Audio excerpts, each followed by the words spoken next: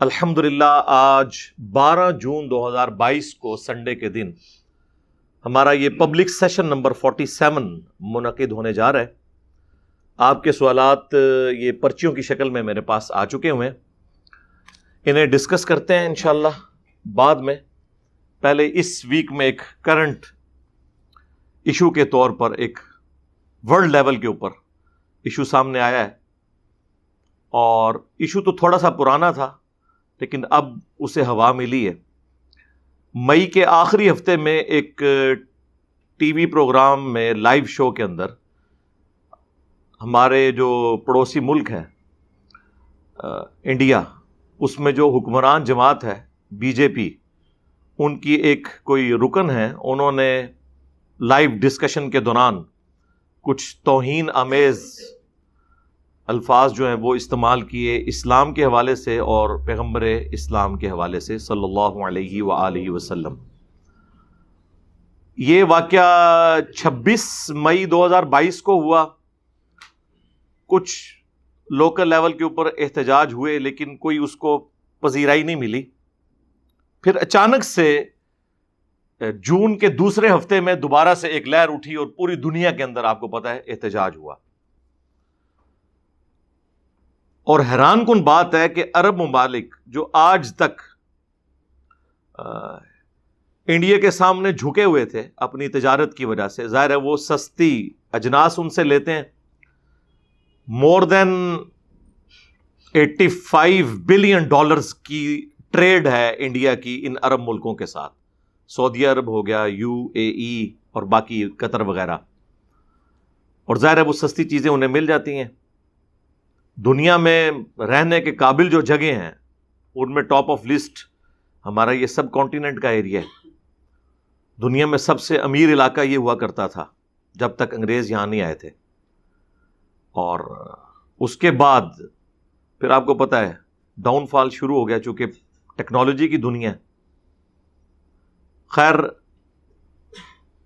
یہ جتنے عرب ممالک ہیں آپ نے دیکھا ہوگا پہلے جب کبھی بھی کوئی گستاخانہ ایشوز ہوتے ہیں فرانس کے حوالے سے، یورپ کے حوالے سے، ان کی ہمیشہ یا تو سٹیٹمنٹ آتی نہیں ہے یا ہلکی سی کو ڈھیلی سٹیٹمنٹ آتی ہے، بس اس سے زیادہ آگے جاتے ہی نہیں ہیں۔ محاذ کھڑا نہیں کرتے، نہ ان ملکوں کو کوئی خطوط لکھتے ہیں، وہ نہ کہتے ہیں ہم آپ کی پروڈکٹس کا بائیکاٹ کر دیں گے۔ انڈیا نے ایسا آخر کون سا ظلم کر دیا تھا جو اس سے پہلے دوسرے ملکوں نے نہیں کیا ہوا تھا؟ تو یہ مسلمانوں کو سوچنا چاہیے نا کہ گل وچ کوئی اور ہے۔ ہاں جی، گل وچ کوئی اور یہ ہے، بیسیکلی یہ انٹرنیشنل پالیٹکس ہے،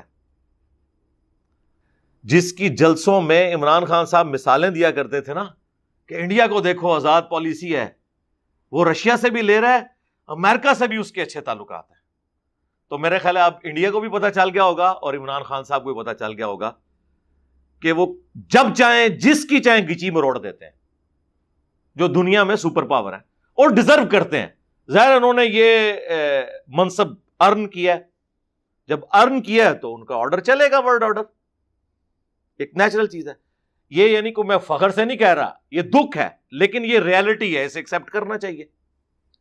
اور یہ وہ ریالٹی ہے جو جب ایک مذہبی جماعت کے دھرنے عمران خان صاحب کی حکومت میں جاری تھے تو اس وقت جو انہوں نے قوم سے آ کے خطاب کیا تھا کہ اگر ہم فرانس کے سفیر کو نکال دیں گے تو ہماری میجر تجارت تو یورپین یونین کے ساتھ ہے اور امریکہ کے ساتھ ہے، اور یہ سارے ایک دوسرے کے کہنے میں ہے تو ہمارا نقصان ہو جائے گا، لہٰذا ہم یہ کام نہیں کر سکتے، ہمیں مجبور نہ کریں۔ لیکن یہی باتیں جب یہ رشیا کی طرف ہاتھ بڑھا رہے تھے تو انہیں پتہ تھی کہ یہ پریکٹیکلی یہ بھی پاسبل نہیں ہوگا۔ وہی ہوا ہے۔ عرب ملک جو ہیں وہ آپ کو پتہ ہے غلام ہیں، اوریجنل والے غلام ان کے، جن کی رشیا کے ساتھ نہیں بنتی۔ تو انہوں نے پھر ان کو ہلہ شہری دی کہ ہاں جی اب آیا ہے انڈیا قابو میں، تو آپ لوگ آفیشل سٹیٹمنٹس دیں۔ یہ جو میں آپ کو بتا رہا ہوں یہ ریئل ٹائم اوریجنل ڈیٹا ہے۔ ہم چونکہ صرف لوکل اپنی خبریں سن رہے ہوتے ہیں، ورلڈ پالیٹکس کیا ہو رہی ہے وہ آپ کو اندازہ نہیں ہوتا۔ خیر مجھے تو اس وقت ہی اندازہ ہو گیا تھا کہ یار یہ عربیوں میں کون سا ایمان جاگ اٹھا ہے۔ ہاں، اس سے بڑے واقعات ہوئے ہیں۔ سب سے توانا آواز پوری دنیا میں دو مسلمانوں کی تھی، ایک عمران خان صاحب اور دوسرے طیب اردگان، اسلاموفوبیا کے خلاف، گستاخانہ کارٹونز کے خلاف. اس وقت یہ سارے عرب ملک سوئے پڑے ہوئے تھے. وہ جو کچھ ہو رہا تھا وہ اس سے بڑا تھا. یہ تو ایک سٹیٹمنٹ دی، اس کے بعد اس کے اوپر مقدمہ قائم ہوا، اس نے آفیشلی آ کے معافی بھی مانگ لی، وہ ہاتھ جوڑ جوڑ کے اپنی زندگی کی بھیک بھی مانگ رہی ہے، اور وہ جو سٹیٹمنٹ بھی دی اس نے وہ ریبٹل کے طور پر دی، جذبات میں آ کے. جب آپ کسی کے ریجن پر حملہ کریں گے اس کے جواب میں وہ آپ کے ریجن پہ حملہ کرے گا. کوئی آرگنائز طریقے سے یہ کام نہیں چلا تھا، ایک حادثاتی طور پہ ٹی وی ٹاک شو میں ہو گیا، اور اس کے اوپر ایکشن بھی لے لیا بی جے پی نے دباؤ میں آ کے. لیکن اس کے باوجود ابھی تک اس کو ٹھنڈا نہیں ہونے دے رہے. بیسیکلی وہ انڈیا کو اس کی اوقات میں رکھ رہے ہیں کہ تجھے بڑا شوق ہے نا رشیا کے ساتھ تجارت کرنے کا، تو تیرا شوق نکال دیتے ہیں. تجھے بڑا فخر ہے نا کہ میں نے سب کے ساتھ بنا کے رکھی ہوئی ہے، تو تجھے بتا دیتے ہیں کہ دنیا میں حکم کس کا چلتا ہے. یہ ہے پیچھے اس کے ریزن. باقی جو ریل ٹائم ادھر ہوا اس کو ذرا چنگاری ایک دکھانے کی ضرورت تھی، اور پوری دنیا میں انہوں نے یہ معاملات کھڑے کر دیے. وہ جو پروگرام کے اندر جو کچھ ہوا اور جو 3 اعتراضات اس نے اٹھائے، نمبر 1 اس نے کہا کہ جی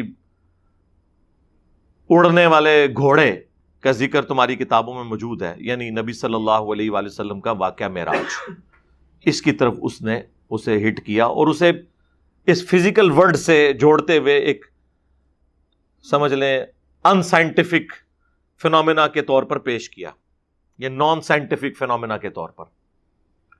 دوسرا اس نے نبی صلی اللہ علیہ وآلہ وسلم کی سیدہ عائشہ کے ساتھ کم عمر کی شادی کو ٹارگٹ کیا. یہ بیسیکلی زیادہ ہمارے لیے تکلیف دہ چیز تھی. دوسری چیزیں چلے ہو سکتا ہے کسی کو سمجھ نہیں آئی ہیں، کوئی زبردستی کی شادی نہیں ہوئی ہوئی، مرضی کی شادی ہوئی ہوئی ہے، عورت بالغہ ہو چکی ہوئی ہے، اس کے بعد رخصتی ہوئی ہے، اس کے اوپر اعتراض بنتا ہی نہیں ہے. ایج ڈفرنس، کوئی کہتا ہے جی وہ 19 سال تھی، کوئی کہتا ہے جی 9 سال تھی. میں کہتا ہوں اس سے کوئی فرق نہیں پڑتا، 9 سال ہو، 19 سال ہو، 29 سال ہو، 99 ایئرز ہو. جب 2 مرد و عورت آپس میں اتفاق کے ساتھ شادی کر لیں حق مہر کے عوض، ایج ڈفرنس جو بھی ہو، اس کے اوپر کوئی اعتراض تو بنتا ہی نہیں ہے. یہ کوئی زبردستی والا معاملہ ہی نہیں ہے. اس کو خیر میں بعد میں ایڈریس کرتا ہوں. اور تیسری چیز اس نے کہا کہ قرآن حکیم میں لکھا ہے کہ زمین فلیٹ ہے. ہاں ٹھیک ہے، یہ ہم بات کر سکتے ہیں کہ بھئی وہ جو فلیٹ کا معنی تم نے لیا ہے وہ وہی ہے جو علماء کرام سب کانٹیننٹ کے میرے کلپس آؤٹ آف کانٹیکسٹ کاٹ کے تو اپنا لقمہ ان کے منہ میں ڈالتے ہیں. تم نے قرآن سے جو سٹیٹمنٹ اٹھائی ہے، قرآن لٹریچر کی زبان میں بات کرتے ہی ہے، وہ اس طرح کی بات ہے ہی نہیں تھی جو تم نے اس کو رنگ دیا ہے. یہ فزیکل ورڈ سے تعلق رکھتی ہے چیز، ٹھیک ہے ہم اس کا جواب دیں گے. اس کے علاوہ بھی آئے دن مسئلے اٹھاتے رہتے ہیں. کبھی سورہ توبہ کی آیات اٹھا لیتے ہیں کہ جی قرآن میں لکھا ہوا ہے کہ جی جہاں بھی کوئی کافر نظر آئے اسے قتل کر دو. اسی طریقے سے اسلام تلوار کے زور کے اوپر پھیلا ہے. اس قسم کے اعتراضات آپ سنتے رہتے ہیں. خیر اس کے اوپر گھنٹوں بولا جا سکتا ہے، لیکن فی الوقت میں اس کے اوپر آتا ہوں.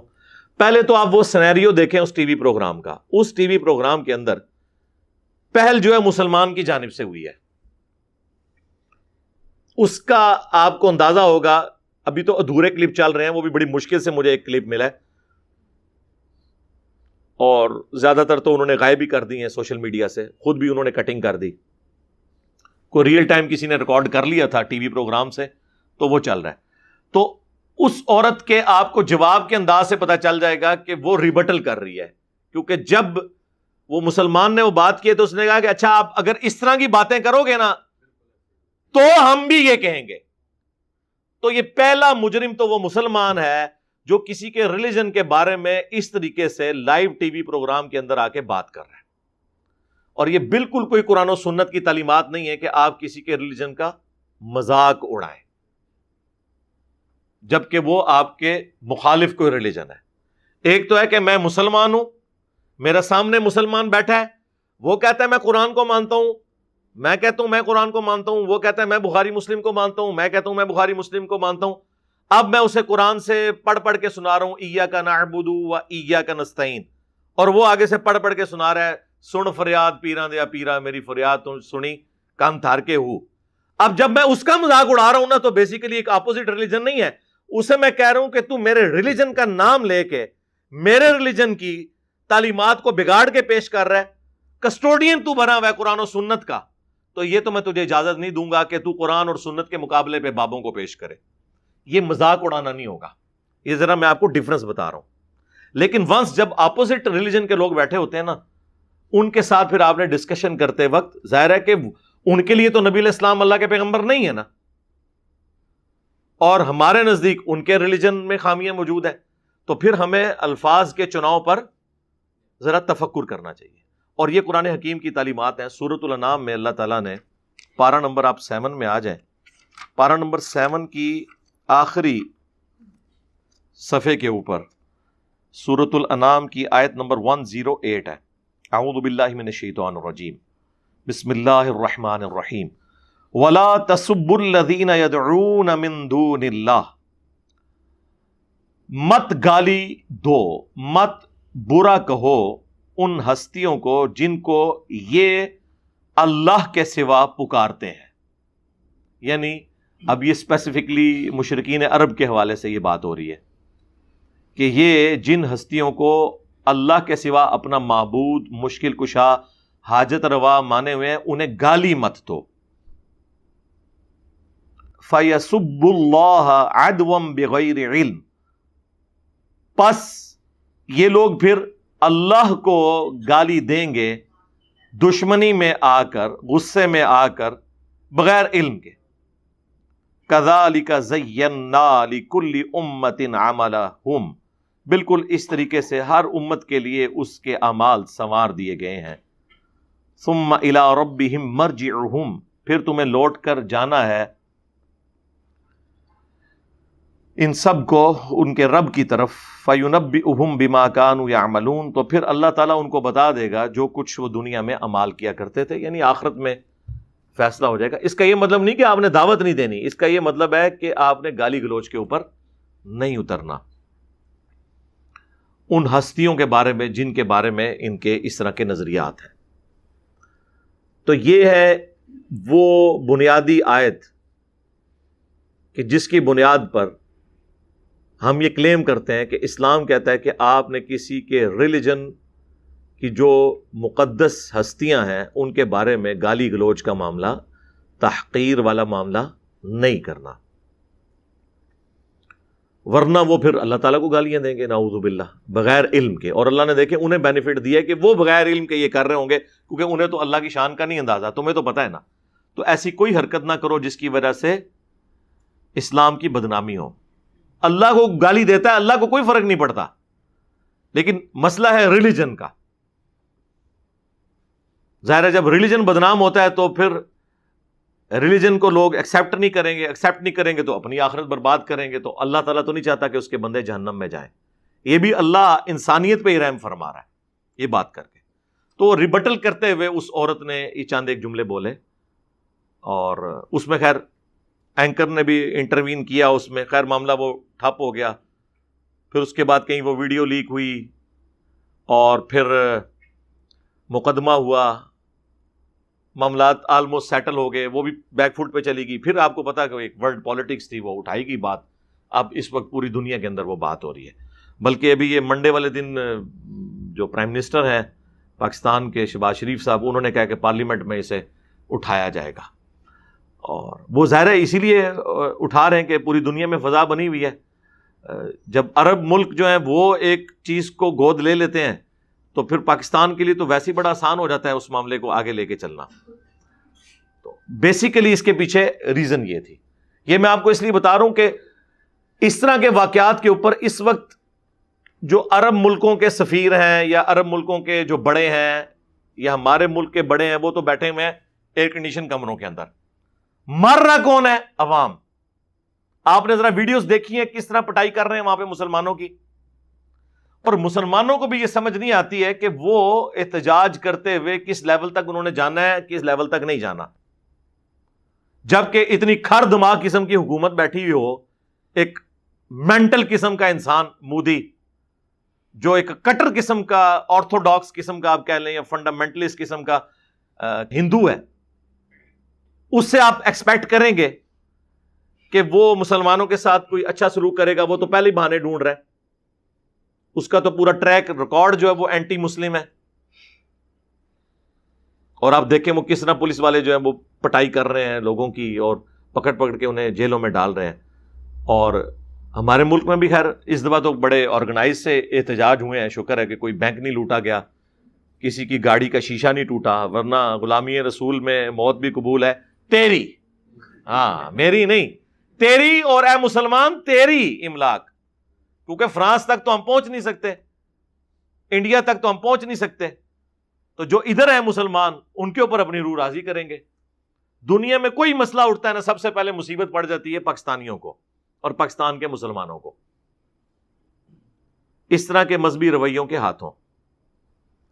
ہم تو ہمیشہ اس طرح کی نان اسٹیٹ ایکٹیویٹیز کے خلاف بولتے ہیں کہ آرگنائز طریقے سے بہرحال اس دفعہ جو ہوا ہے نا، اللہ کا شکر ہے، مجھے لگتا ہے کہ ساری مذہبی جماعتوں کے ڈنگ نکال دیے اسٹیبلشمنٹ نے، تو بڑے آرگنائز طریقے سے بڑے مہذب انداز میں احتجاج ہو رہے ہیں جس طرح کے ہونا چاہیے تھا. اب آپ نے دیکھا کہ وہ والے معاملات نہیں ہوئے جس طرح پہلے. آپ ذرا امیجن کریں نا، یہ تو سمجھ لیں روزی روٹی کھل گئی تھی پاکستان میں مولویوں کی اس واقعے کے بعد. فرانس تو اتنی دور ہے، جب پڑوسی ملک میں ہو، اور وہ پڑوسی ملک وہ جس کے خلاف ہماری ڈکلیئرڈ پالیسیز ہیں، پوری فوج کا آئین جو ہے اور ان کے حلف نامے جو ہیں وہ اس ملک کے اگینسٹ ہیں اور ان کے ہمارے اگینسٹ ہیں. یہاں تو ہر اعتبار سے حالات سازگار تھے کہ یہ 100 ٹائمز بڑا احتجاج ہوتا. یعنی اگر فرانس کے خلاف احتجاج میں 100 بینک لوٹے گئے تھے، ان کی اے ٹی ایم توڑی گئی تھی، تو یہ کم از کم 10,000 اے ٹی ایمز ٹوٹنی چاہیے تھی. وہاں پہ اگر 10,000 گاڑیوں کو آگ لگی تھی تو یہ 10 لاکھ کو لگنی چاہیے تھی. لیکن اللہ کا شکر ہے کہ بڑے مہذب انداز کے اندر احتجاج ہوا ہے. لیکن افسوس کی بات ہے یہ جتنے اعتراضات وہ اٹھا رہے ہیں ہندو، اس کا جواب دینے کے لیے بھی کوئی مسلمان مجاہد سامنے آیا ہے، کوئی علمی طریقے سے ان چیزوں کو ایڈریس کرے کہ ہاں جی یہ جو آپ نے اعتراض اٹھایا یہ اس طرح نہیں، یہ یوں ہے، یہ بات جو آپ نے یوں سمجھی ہے یہ یوں نہیں، یہ یوں ہے. ایک کام کو نہیں نہ گلوڑے.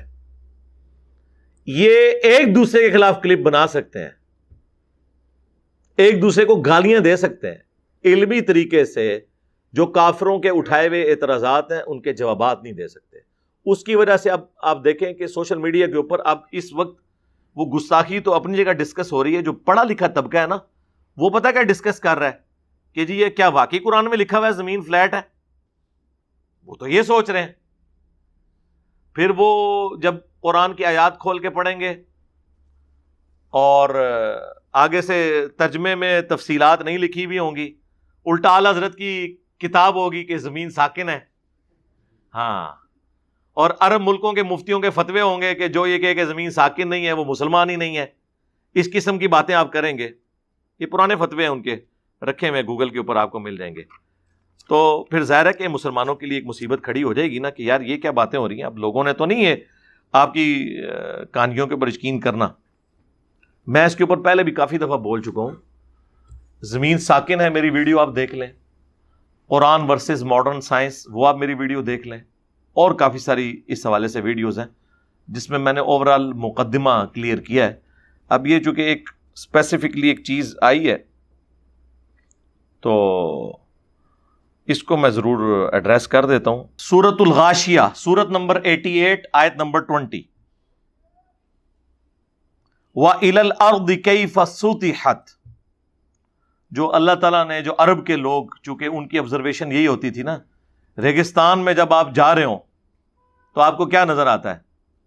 ایک اونٹ ہے جس پہ آپ بیٹھے ہوئے ہیں، ریگستان ہے جس میں آپ سفر کر رہے ہیں، یا دور دور آپ کو جو پہاڑ نظر آ رہے ہیں نا، یہ عرب کی جو کامن آبزرویشن تھی نا فزیکل فینومینا آف نیچر کی، تو اللہ تعالیٰ نے اس کی طرف توجہ دلا کر تو اپنا تعارف کروایا ہے. افلا ينظرون الى الابل كيف خلقت. کیا انہوں نے نہیں دیکھا کہ ہم نے اونٹ کو کیسا تخلیق کیا ہے؟ یونیک جانور ہے جی اونٹ. 1 مہینے تک بغیر پانی پیے ٹریول کر سکتا ہے، پانی سٹور کر لیتا ہے اپنے اندر. ریگستان کا جہاز کہا جاتا ہے اسے.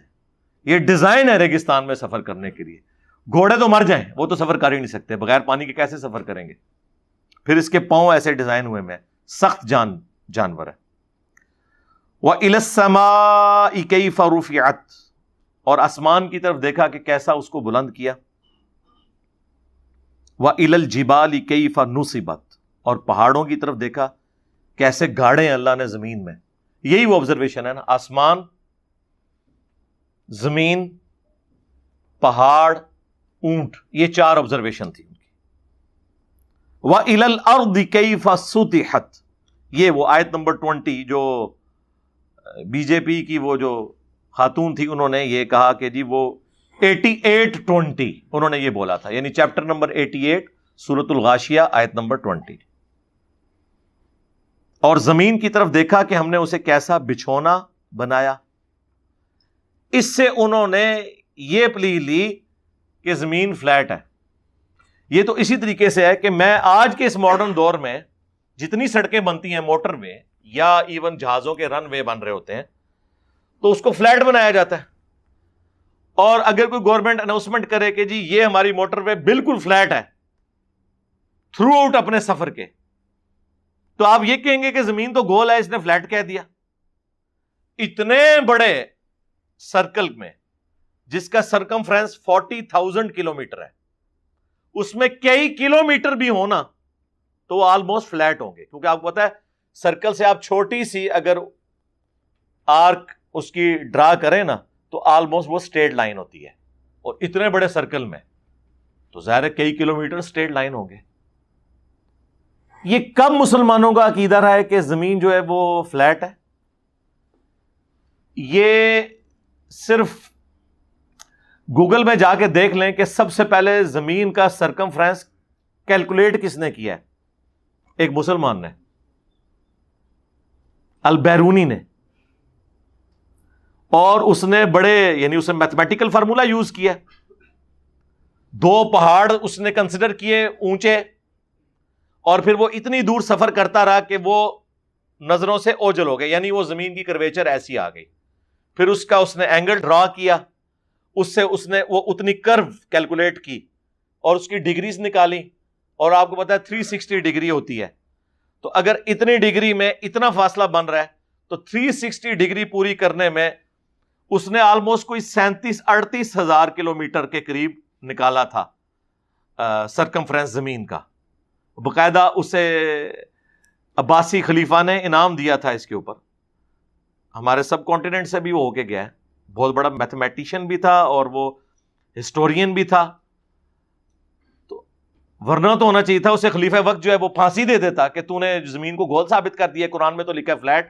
اور خلیفہ بھی وہی نہیں کہ وہ پنجابی خلیفہ تھا، عربی جاننے والے تھے، قرآن جاننے والے تھے. وہ دنیاوی طور پہ وہ جتنے بھی سخت گیر بادشاہ تھے، لیکن اس وقت سکولنگ کی تعلیم یہی ہوتی تھی کہ تمام بادشاہوں نے قرآن کا علم حاصل کیا ہوتا تھا، حدیث کا علم حاصل کیا ہوتا تھا، مدرسوں سے تعلیم حاصل کی ہوئی ہوتی تھی. مدرسے یہ والے نہیں، یعنی وہ کسی استاد کے ساتھ اٹیچ ہو جاتے تھے، وہی اس کو سارے سبجیکٹ سکھاتا تھا. اور پھر استاد جہاں ٹریول کرتا تھا وہ اپنے اسٹوڈنٹ 8-10 سال لے کے جاتا تھا. یہ سٹائل تھا اس وقت. تو یہ تو اندازہ لگا لیں ان لوگوں کا کہ اگر قرآن کی آیت کا یہی مطلب مسلمانوں نے لیا ہوتا تو جب مسلمان سپر پاور تھے تو زمین گول کہنے والوں کو قتل کر کے رکھ دیتے. ایسا ہے ہی نہیں ہے. قرآن لٹریچر کی زبان میں بات کرتا ہے، اور جب قرآن بچھونے کی بات کر رہا ہے تو اس سے مراد سٹیبلٹی اور چلنے کے لیے. ظاہر ہے کہ جتنے ایریے میں ہم چل رہے ہوتے ہیں اس میں تو وہ اسٹریٹ لائن کے طور پر ایک اسٹریٹ زمین کے طور پر اویلیبل ہوتی ہے ہمارے پاس چلنے کے لیے. آج بھی امریکہ کے اخباروں میں یا ان کی خبروں میں سن رائز اور سن سیٹ آتا ہے. تو کیا ہم امریکہ کا مذاق اڑائیں گے کہ سورج تو غروب ہی نہیں ہوتا، تو یہ آپ نے کیوں لکھا ہے سن رائز اور سن سیٹ؟ تو وہ آپ کو سمجھائیں گے اور کہیں گے رکو ذرا، صبر کرو. ہم لٹریچر کی زبان میں اور کامن بندے کی آبزرویشن میں بات کر رہے ہیں کہ سورج نکلا اور سورج غروب ہوا. ویسے تو سورج نہ نکلتا ہے نہ غروب ہوتا ہے، وہ تو ود رسپیکٹ ٹو زمین ہے، اس کی جو موشن ہے، جو پورا سولر سسٹم ہے، جو اس ارتھ کی اپنی روٹیشن ہے اپنے ایکسس کے اباؤٹ ہر سیکنڈ کے اندر آدھا کلومیٹر. اور پھر جو سورج کے گرد رفتار ہے اور پھر پورے نظام شمسی کی جو رفتاریں ہیں وہ آپ میری ویڈیو دیکھ لیں فرام کریشن ٹو کریٹر، تو وہ ساری چیزیں انہوں نے اس میں کیلکولیشن جو میں نے بتائی ہیں وہ پوری انہوں نے ڈسپلے کر کے بتائی ہیں. تو لٹریچر کی زبان میں بات ہو رہی ہوتی ہے. قرآن سائنس کی کتاب نہیں ہے، یہ لٹریچر کی بک ہے. سائنٹیفک فیکٹس بیان ہوئے ہیں لیکن وہ سائنس کی زبان میں نہیں بیان ہوئے، وہ ایک کامن بندے کی آبزرویشن کے پوائنٹ آف ویو سے. وہ اکثر کہہ رہے ہوتے ہیں جی سورۃ الکہف میں لکھا ہے کہ وہ ذوالقرنین بادشاہ نے سورج کو ایک کیچڑ میں غروب ہوتے ہوئے پایا. یار وہ آپ سمندر کے کنارے جائیں تو آپ ایک کامن آبزرویشن تو یہی ہے نا کہ سمندر کے اندر وہ غروب ہوتے ہوئے پایا، ایگزیکٹلی ہو تو نہیں رہا ہوتا. تو یہ کامن آبزرویشن ہوتی ہے جس کا بیان ہو رہا ہوتا ہے.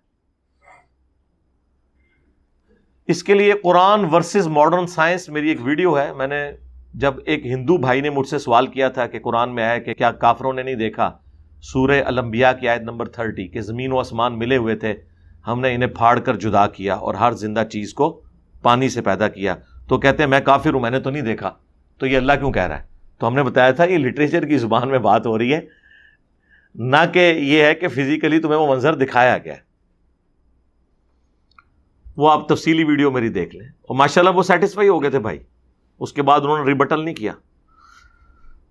تو اس طرح قرآن پاک میں جو اس طرح کی باتیں آتی، اس طرح انہوں نے ذکر کیا جی وہ اڑنے والے گھوڑے. بھائی نبی علیہ السلام نے یا قرآن میں تو خیر ذکر ہی نہیں ہے کسی گھوڑے کا اڑنے کے اعتبار سے. وہ احادیث کے اندر آیا ہے بخاری مسلم میں کہ براق پیش کی گئی، ایک گھوڑا تھا، گھوڑے سے چھوٹے سائز کا، ایک علیحدہ سے اللہ تعالیٰ کی طرف سے ایک جنتی سواری آئی تھی اور اس کا پہلا قدم وہاں پڑتا تھا جہاں نگاہ پڑتی تھی. تو وہ اللہ تعالیٰ نے کوئی سواری نبی علیہ السلام کے لیے بھیجی، وہ اس فزیکل ورلڈ کی چیز ہی نہیں تھی.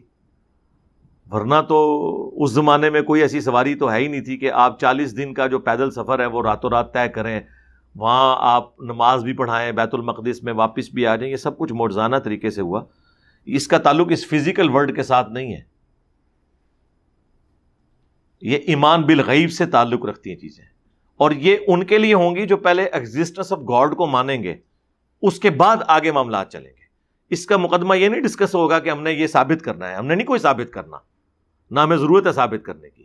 ہم نے خدا کی ایگزسٹنس کے اوپر بات کرنی کہ یہ کریشن کسی نے بنائی ہے یا خود بن گئی ہے، کیا یہ کسی کا ڈیزائن ہے یا یہ ایٹ رینڈم سارے معاملات چل رہے ہیں. زمین کا سورج سے فاصلہ، یہ جو فائن ٹیوننگ ہے کسی کے رکھنے کے اوپر ہے، یہ خود بخود ہے کہ وہ اس زمین کو رہنے کے قابل بنایا گیا. تھوڑی سی دور ہو جائے یا تھوڑی سی قریب ہو جائے تو کوئی زی روح اس کے اوپر زندہ نہیں رہ سکتا.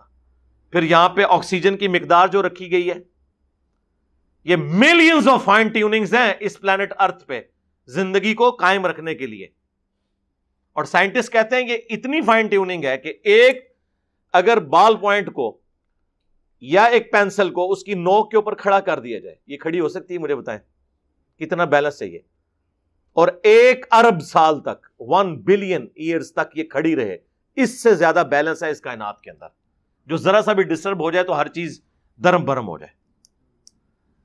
تو یہ اتنے بڑے بڑے معجزات آپ دیکھنے ہیں.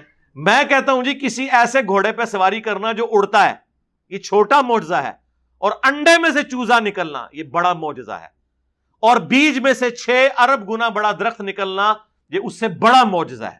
لیکن یہ وہ فزیکل فینامنا ہے جس کے ہم عادی ہو چکے ہیں، اس لیے ہمیں یہ معجزہ فیل نہیں ہوتا. وہ تو بہت چھوٹی چیز ہے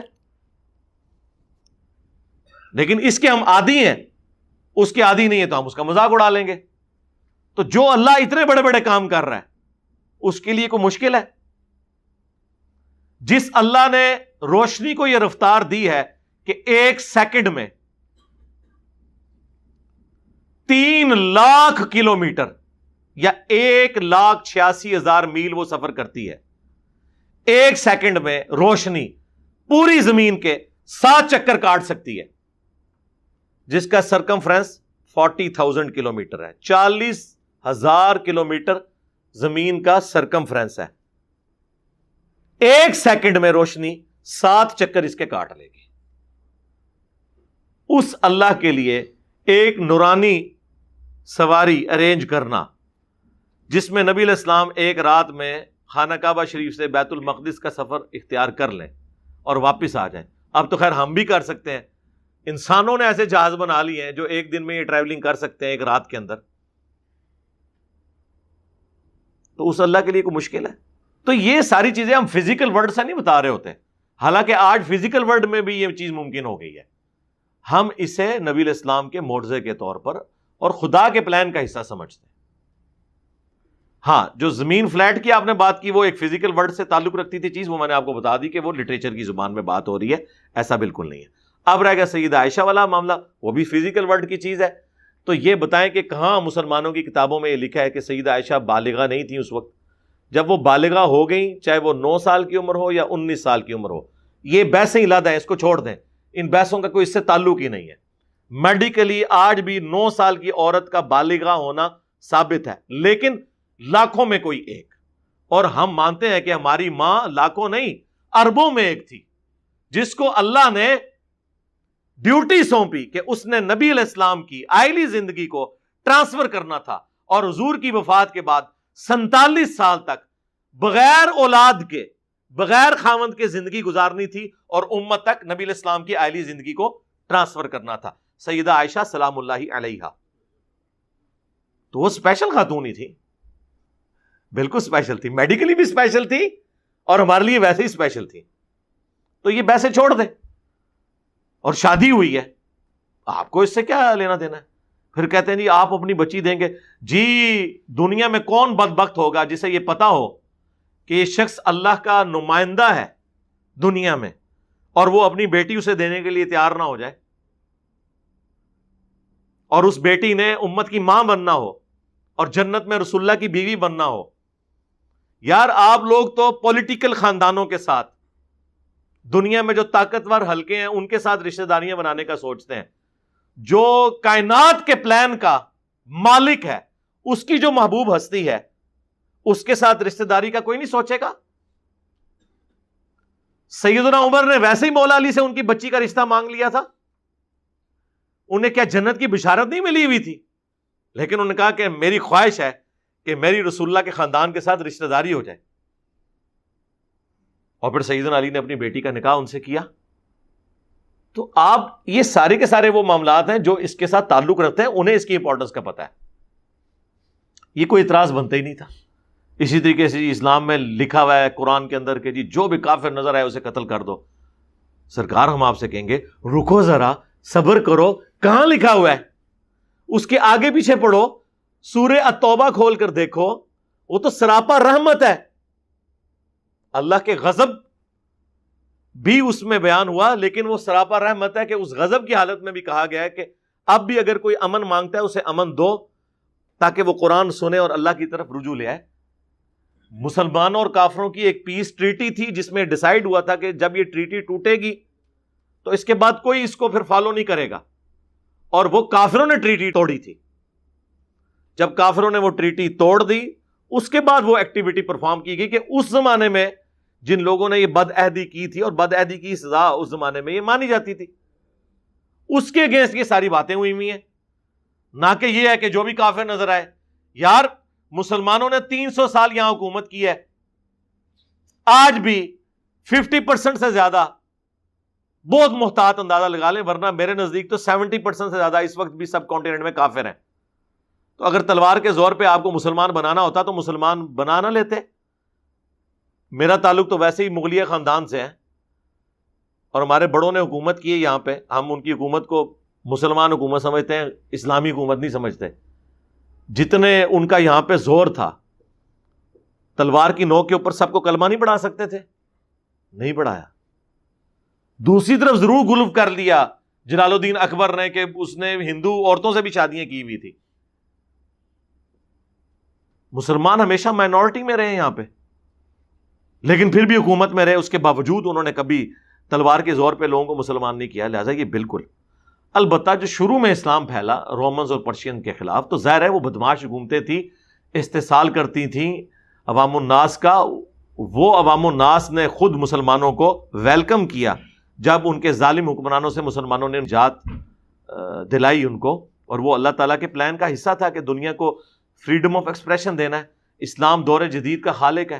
آپ کے انڈیا ہی کے تو اسکالر ہیں وحید الدین خان صاحب، جن کو سب سے بڑے ایوارڈ انڈین گورنمنٹ نے دیے ہوئے ہیں. اور جو آپ کے پرائم منسٹر مودی ہیں وہ تو بڑی عزت کرتے ہیں ان کی. پچھلے دنوں جو کورونا میں فوت ہوئے ہیں 90+ ایج کے اندر, ان کی آپ کتاب پڑھ لیں, چھوٹی سی کتاب ہے, اسلام دور جدید کا خالق, کہ اس دور جدید میں فریڈم آف ایکسپریشن اسلام نے دیا ہے. پہلے جو بادشاہ کا دین ہوتا تھا وہی رعایا کا دین ہوتا تھا. اسلام نے پہلی دفعہ یہ اجازت دی کہ رعایا اور بادشاہ کا دین مختلف ہو سکتا ہے, ورنہ رومنز جب تک بت پرست تھے پوری رومن امپائر بت پرست تھی. جب کانسٹنٹائن 2 نے کرسچینٹی اڈاپٹ کر لی, یا اس زمانے کا آپ کہہ لیں وہ اسلام تھا, تو پوری رعایا جو ہے اس کو اسلام قبول کرنا پڑا, کرسچینٹی قبول کرنی پڑی. لیکن کیا سیدنا عمر نے جب پرشین اور رومن امپائر گرائی ہے تو کیا انہیں تلوار کی زور کے اوپر کہا کہ مسلمان ہو جاؤ؟ آج بھی 1.5 کروڑ عربی ایسے ہیں جو بائی برتھ کرسچن ہیں. 1.5 کروڑ, 150 لاکھ, 15 ملین. ورنہ عرب ملکوں میں تو کوئی نہیں بچنا چاہیے تھا. اور ان 1400 سالوں میں عرب میں کبھی غیر مسلم کی حکومت نہیں رہی ہے, ایٹ لیسٹ حرمین کی سرزمین کے اوپر. ایون جن زمانوں میں تاتاریوں کا زور تھا اس زمانے میں بھی اللہ تعالیٰ نے اسپیشل پروٹیکشن کی ہے عرب ملک کی, اور وہاں پہ ان کا فتنہ نہیں پہنچ سکا منگولوں کا. لیکن اس زمانے میں کیا کسی نے سوچا ہوگا کہ بعد میں اسلام کے سب سے بڑے مجاہد ہی منگول بن جائیں گے؟ مغل. ہاں, منگول جو ہیں عربی میں گاف نہیں ہوتی, تو یہ منگول کو مغل کہتے تھے عربک لوگ جو تھے. یہ مغل لفظ عربیوں نے دیا ان کو, تو وہ اس کی جگہ غین لگا دی, منگول مغل. تو دیکھ لیں اللہ تعالیٰ نے چن لیا, وہ اللہ کی مرضی ہے جسے چن لے. کعبے کو مل گئے پاسباں صنم خانے سے, اس وقت بھی ملے, آج بھی ملے. آج الحمدللہ اسلام کا لیڈنگ پلیٹ فارم ہمارا یہ پلیٹ فارم ہے. وہ تو اللہ کی مرضی ہے کہ کسی کو کہاں سے اٹھا کے اور کہاں پہ بٹھا دے, یہ اس کی مرضی ہے. تو خدا کے لیے اس چیز کو سمجھیں, اسلام تلوار کے زور پہ نہیں. انیشلی بدماشوں کو اکھاڑنے کے لیے تلوار کی ضرورت پڑی, لیکن وہ اخلاق سے ہی پھر پھیلا. یہاں تک کہ یہ ہماری کتاب میں لکھا ہے, لا اکراہ فی الدین قد تبین الرشد من الغی. دین قبول کرنے کے حوالے سے کوئی جبر نہیں ہے. اللہ تعالیٰ نے ہدایت کو گمراہی سے الگ کر کے واضح کر دیا. اب جس کی مرضی ہے قبول کر لے, جس کی مرضی قبول نہ کرے. لیکن ونس جب قبول کرے گا پھر اللہ تعالیٰ کی طرف سے اس کے اوپر اوبلیگیشنز ہیں کہ اس نے 5 وقت نماز پڑھنی ہے, زکوٰۃ دینی ہے, استطاعت ہو تو اللہ کی راہ میں حج کرنا ہے, اور سال میں 1 دفعہ رمضان کے مہینے کے روزے رکھنے ہیں. یہ وہ 5 چیزیں جو بخاری مسلم میں ہے کہ اسلام کی بنیاد ہے. کلمہ اور اس کے بعد یہ 4 اعمال, نماز, زکوٰۃ, حج اور رمضان کے روزے. لیکن یہ اس کے لیے ہے جو مسلمان ہو جائے. جو مسلمان نہیں ہوا, کافر مرنا چاہتا ہے, اس کی مرضی ہے, مر جائے. آخرت میں پھر اللہ تعالیٰ کا ڈیوائن جو قانون ہے وہ اس کے اوپر لگے گا. دنیا میں چرچ بنانے کی اجازت بھی ہے, مندر بنانے کی اجازت بھی ہے, گردوارے بنانے کی اجازت بھی ہے, اور مساجد بھی بنے. آپ کو مذہبی آزادی ہے. الٹا مسلمانوں کو یہ حکم دیا گیا کہ آپ نے جو ٹیکس لیتے ہیں کافروں سے, وہ خیر مسلمان بھی دے رہے ہوتے ہیں زکوٰۃ کی شکل میں, اب تو خیر زکوٰۃ سے بڑھ کے دے رہے ہیں. اس کے اگینسٹ جزیہ کافروں سے لیا جاتا تھا, لیکن اس کے اگینسٹ ان کی حفاظت کی جاتی تھی. حتیٰ کہ صحیح بخاری میں حدیث ہے, جس نے کسی ذمی کافر کو قتل کیا وہ جنت کی خوشبو بھی نہیں پائے گا, حالانکہ جنت کی خوشبو 40 سال کی مسافت سے آ رہی ہوگی. یعنی قیامت کا دن جو قرآن میں ہے 50,000 سال کا دن ہے, اس میں آخری 40 سال جب رہ جائیں گے تو جنت کی خوشبو آنا شروع ہو جائے گی. لیکن اس مسلمان کو جنت کی خوشبو بھی نہیں آئے گی جس نے کسی کافر کو ناحق قتل کیا, جو مسلمان ریاست کے اندر ٹیکس دے کر رہ رہا تھا. اسلام تو انسانیت کی اتنی قدر کرتا ہے. یہ تو قرآن میں آیت ہے نا, آیت نمبر 32 سورۃ المائدہ کی, کہ جس نے ایک جان کو بچایا اس نے پوری انسانیت کو بچا لیا, اور جس نے ایک جان کو ناحق قتل کیا گویا اس نے پوری انسانیت کو قتل کیا. تو اسلام کی تعلیمات ہے. تو اس قسم کی جو چیزیں وہ مشہور کر دیتے ہیں اور خام خواہ بدنام کرنے کی کوشش کرتے ہیں. تو مسلمانوں کا ایٹیچیوڈ یہ ہونا چاہیے کہ بجائے گالی گلوچ کرنے کے اور ان کے جھوٹے خداؤں کو گالیاں دینے کے, علمی طریقے سے اپنا مقدمہ ان کے سامنے رکھیں. اس پہ خیر گھنٹوں بولا جا سکتا ہے, لیکن میں بس چونکہ ایک کرنٹ افیئر کے طور پہ ایک چیز چل رہی تھی، اور جو چیز ایک کرنٹ افیئر کے طور پہ ہوتی ہے میں اسے ضرور اپنے جو ویکلی پبلک سیشن ہے اس میں ٹیک اپ کرتا ہوں. صلو علی محمد و آل محمد، اللہم صلی علی محمد وعلی آل محمد و اصحاب محمد اجمعین الی یوم الدین، آمین.